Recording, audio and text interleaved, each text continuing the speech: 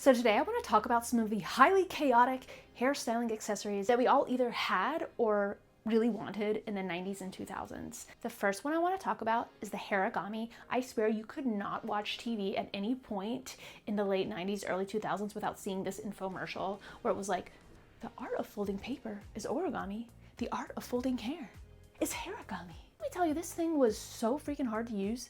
It came with a whole styling booklet and a VHS tape because this was before YouTube videos, obviously. So you needed some kind of video.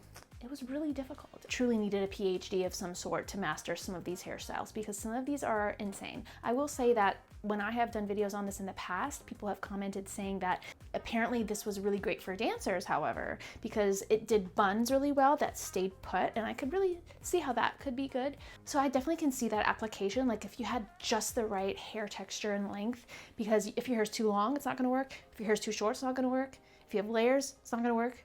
This is a highly difficult styling tool, but it's forever ingrained into my mind. Next is the part Pizzazz. So in the Y2K era, zigzag parts were all the rage. See, I have my Christina Aguilera CD here. She's rocking a zigzag part. Personally, I don't feel like they're super hard to do without the part Pizzazz, but everyone's different. And I actually did have the part Pizzazz, funny enough, as a kid. It was just like a little piece of plastic that like opened up almost like scissors, but it didn't cut your hair. Yeah, you could do zigzag parts, you could do like sort of a serpentine, as they call it, or like kind of a blocky square part, which I don't know why you would want to do that. It was pretty popular, and I don't know, I feel like the zigzag part is kind of a vibe. I feel like hairstyles today are just so boring, you know, like everybody just like straight middle parts. I don't know, I feel like there could be an application for this. I feel like we can bring back the zigzag part.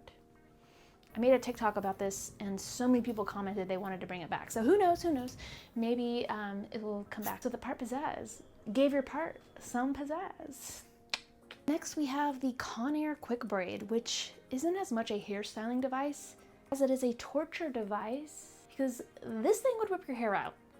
Also, it wasn't really making a braid, it was really making twists. So it had these two spindles and you would like clip your hair in the spindle, press the button, and it would just like zzz, create little twists that you would attach with a rubber band.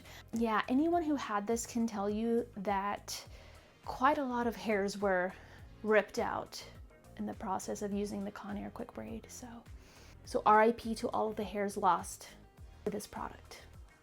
Next we have the Topsy Tail. So this is one that actually was not a torture device at all. So many of these would rip your hair out. Even the Hairagami would rip your hair out. This one was just the simplest little tool that you would just like flip your ponytail into and it would kind of like tuck it and you could have this cool little effect. I feel like so many people had this hairstyle and you could achieve it without the Topsy Tail, but the Topsy Tail definitely made it a lot easier. A lot of people have commented that they had this or they still have it and still use it. And what's funny is that I was doing some research on this and there are actually people doing tutorials using the Topsy Tail today. And there's some really interesting stuff going on. So you can still buy it and try it out for yourself. Next we have the Bumpit, which really was more of a late 2000s hairstyling tool.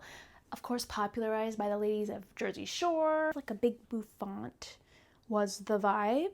So if you just wanted to get that little volume here, it was perfect for that. I will say, I feel like on the infomercials and on the packets, like the demo hairstyles that they used look so ridiculous. It is like really funny to think like this hairstyle, this made us think, yes, I need this tool. It was just a different time. What can I say? You know, they had different sizes. You could have the big Bumpit for like a really, really big pompadour. And they had the little mini Bumpit for the little poof in the front. You know, you can't forget the little poofs. The thing is everyone had bangs in the late 2000s, like everyone. So you had to have some kind of hairstyle to pull them back. And, you know, little poof, that was it. And the Bumpit helped give you that volume that you needed. So Bead Magic came out in the 90s, and this was perfect if you wanted everyone to think that you just came back from Jamaica on a cruise or something, and you just wanted everyone to know. You could replicate that look at home. What I actually find really interesting about the marketing of this product is that a lot of the commercials that I've seen and the pictures of it that I see online from that time are showing the beads on white girls, and I don't really feel like that was the target market for the hair beads. So I don't know, I just found that interesting. So with the Bead Magic, you could have as many beads as your heart desired all over your little head. I don't think I ever had this one. I can't recall if this was a torture device or if it pulled your hair out. I don't think so, but don't take my word on that. So next we have the Braidini, which I think was the same manufacturer or marketing team of the Hairagami, because it also came with a booklet and a full-on VHS tape. This thing seemed really difficult. I personally never had it, but I remember seeing the infomercials for it. But yeah, it was basically just like a squiggly thing and you just put it on the back of your head, and I guess it just helped you braid maybe without seeing it. So if you have a hard time braiding, which braiding can be difficult, let me know if you've tried it. I want to know if this worked for somebody. I need to know if someone regularly used the Braidini. It's kind of fun to say, Braidini.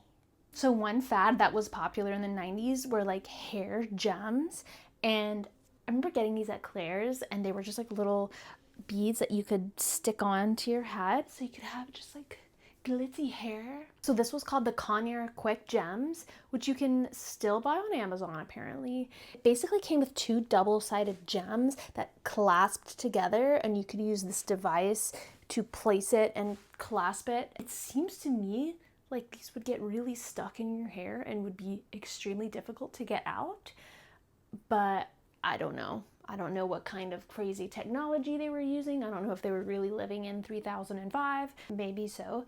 If you want to put some sparkly gems in your hair today, you can do that. I mean, actually, I will say most of these tools you can, I think, still pretty much buy either on eBay or Amazon. So, you know, if anything strikes your fancy, go for it and let me know how it is. But I did like the hair gems. I did dabble in the hair gems, but it was the stick-on kind, which did actually pull your hair out too, because you would get like the adhesive stuck on your hair. So maybe the quick gems would have been better.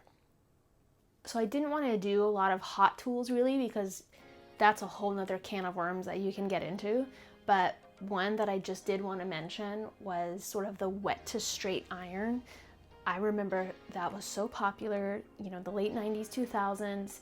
We were all just frying our hair off. We would just be like,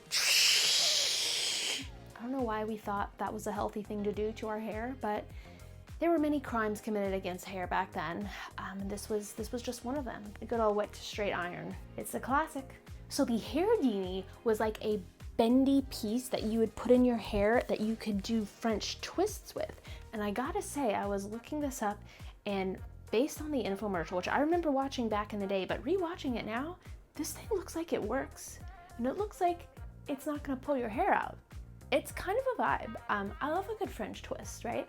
And it would just kind of clamp your hair, and it would sort of add volume to your French twist. So if you had kind of thinner hair, you would just kind of wrap the hair around it and it was kind of puffy.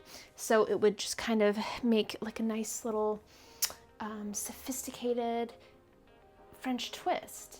So the Hairdini, I'm a fan of. I feel like if I was going to buy any of these products right now, it would probably be the Hairdini, because I feel like it's actually easy to use and it looks cute. I don't know, I love a good French twist moment. So this was not an exhaustive list, but I wanted to feature just some of my favorites. If you use any of these, I would love to hear all about it. I hope you enjoyed this trip down hair tool lane. See you next time.